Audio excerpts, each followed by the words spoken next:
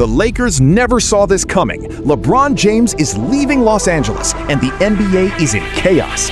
After 8 years and a championship in LA, the King is searching for his final throne, with Miami Heat, Golden State Warriors, and Cleveland Cavaliers waiting for the biggest move of the summer.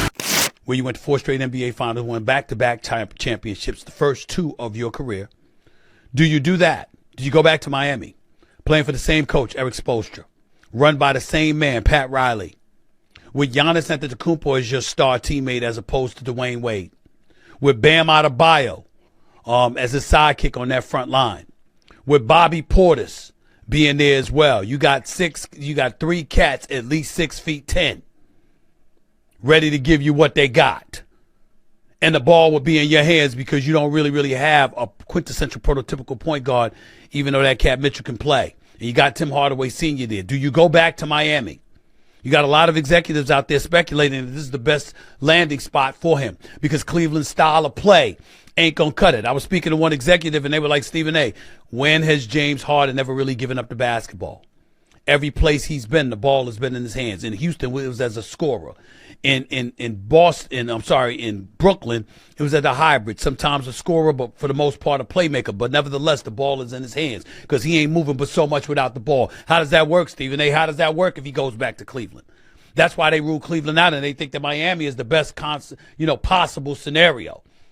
Then, of course, you've got on your trip. Yeah, he told me, but I can't tell anybody. I hate all of you. He told me. You sat here and boldface lied to me and the roadies. No, well, the roadies I don't give a fuck about. But I'm just joking, roadies kind of. I really don't care. But no, he told me exactly what was going to happen. He told me the date that he was going to tell the Lakers that he moved away. Then he told me where he was going to go. He told me not to tell. But I know the whole plan. Me, him, Rich Paul, we've been talking. So I kind of know their whole strategy. They're waiting on some other dominoes to fall, right, to make sure everything's aligned. You notice how once he told the Lakers he wasn't coming back, they signed all the players the next day. So he's just waiting on a couple of things. So me and him are going to stay together. We're probably going to chop it up today. We've been really kind of game planning how we want everything to go for the next point. But a couple of dominoes got him. Young LeBron looks exactly like the current LeBron. Back to our top story today here on SportsCenter. LeBron James writing his Hollywood ending by informing the Lakers today that he plans to play somewhere else next season. After 8 years and a title in LA, LeBron is now a free agent heading into his 24th NBA season. What LeBron's approach to free agency will be this time around. Kev, he's currently in his house in Bath Township, Ohio, near Akron, where he grew up. I'm told that several members of his inner circle are going to be joining him in Ohio this week as he goes through his decision-making process. Now, a source close to LeBron told me that he instructed Rich Paul, his friend and longtime agent, to go canvass the league, see what options are available, what teams are interested, and bring that information back to LeBron so he can make his decision. So we're not expecting this to be a very quick process. I'd be surprised if we have an answer by the end of the day where he's going to go.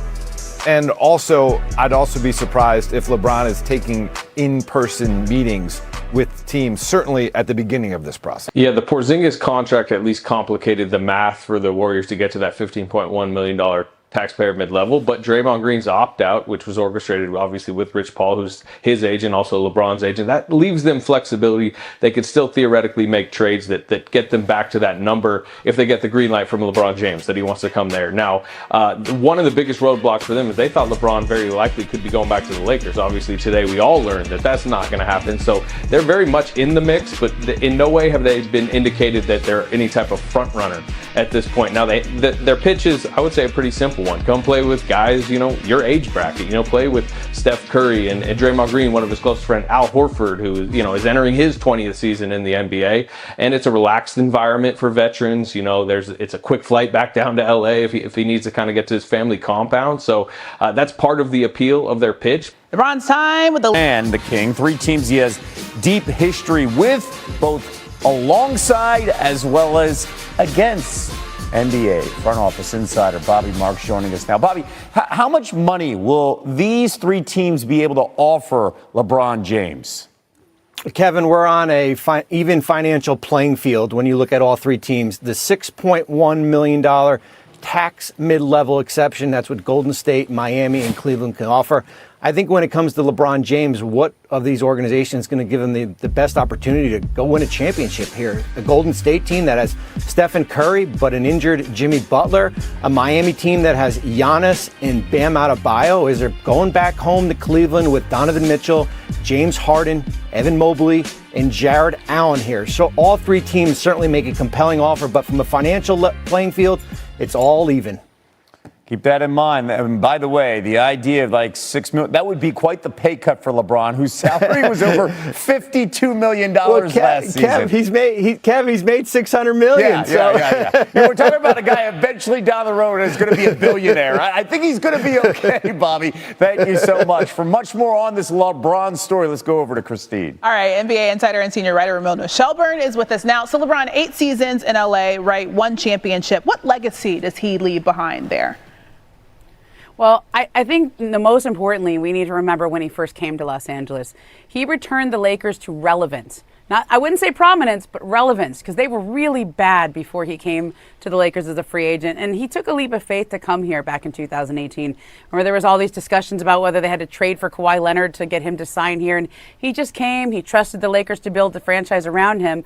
And the one thing I would say, I just spent all day on LA radio. You hear from fans, and even all the past years he was here. I don't think he was ever embraced by Los Angeles the way that probably he should have been, as great a player as he was. But that's also because he followed Kobe Bryant, and who played his entire career for the Los Angeles Lakers, and that's a tough follow. He wasn't embraced by Los Angeles, but he maybe didn't embrace Los Angeles the way he embraced his hometown of Cleveland. And so this was a bit of a transactional relationship for both sides. I think they both got a lot out of it. He'll be remembered fondly here, but I think it's good for both sides that he's going to play the rest of whatever he plays left in the NBA. The Lakers thought they had secured the final chapter of the King's story. They were wrong. After 8 seasons in Los Angeles, 1 championship, and years of carrying the pressure of the purple and gold, LeBron James has made the decision that could shake the NBA to its core. LeBron is leaving LA.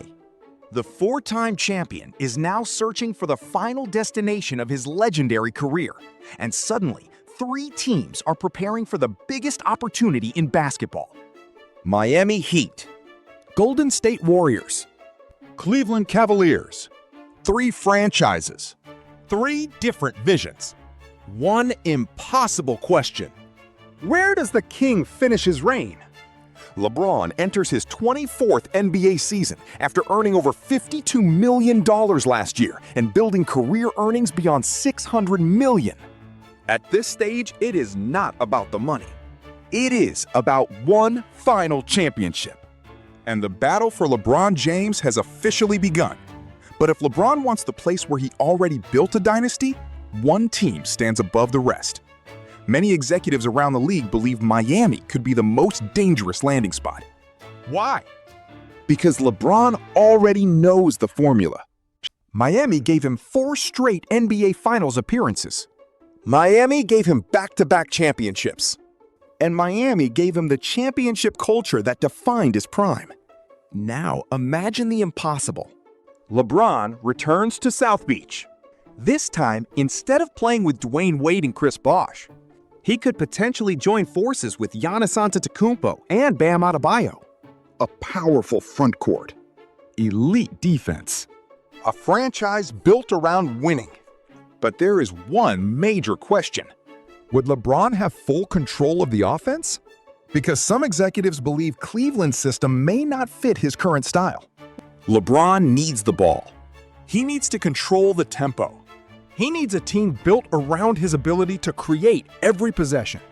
And that is exactly why Miami has become such an attractive option. But another contender offers something nobody expected, the chance for LeBron to team up with a former rival. For years, LeBron James and the Warriors were enemies. They battled in 4 straight NBA Finals. Now, they could become teammates. Golden State's pitch is simple. Play with Steph Curry. Play with veterans who understand championship pressure. Play in an environment designed for stars. The Warriors believe they can create the financial flexibility needed, especially after Draymond Green opted out of his contract. Their biggest obstacle was always the belief that LeBron would stay with the Lakers. Now, That door is closed. Golden State is officially in the conversation. But the question remains, can an aging Warriors roster give LeBron one more championship run? Because LeBron is not searching for comfort. He is searching for another trophy. And then there is the most emotional option of all, the return home. Cleveland is where the story began. It is where LeBron grew up. It is where he delivered the greatest moment in franchise history, bringing the Cavaliers their first championship in 2016. A return home would be the perfect Hollywood ending. But basketball decisions are not made only with emotion. Cleveland has Donovan Mitchell. They have Evan Mobley. They have Jarrett Allen. They have talent. But executives around the league question whether the Cavaliers' style would allow LeBron to dominate the way he wants. At this stage of his career, the fit matters more than the name. And that is why some believe Miami and Golden State may have stronger cases, because now LeBron's decision is no longer about where he has been. It is about how he wants to be remembered. LeBron James changed the Lakers forever. When he arrived in 2018, Los Angeles was searching for relevance. He brought them back. He delivered a championship. But after 8 years, both sides may understand one truth. Every era eventually ends. LeBron's Lakers chapter is closing. Now, the final battle begins. Miami offers history. Golden State offers greatness. Cleveland offers legacy. The King has one more decision. And wherever LeBron James goes next, the entire NBA will stop and watch. Yo, mic check 1 to 2, -1, -2. Game over for this video, folks. Smash that like button, drop a comment, and subscribe to stay in the huddle for more. This is NFL Madness, bringing the heat and signing out.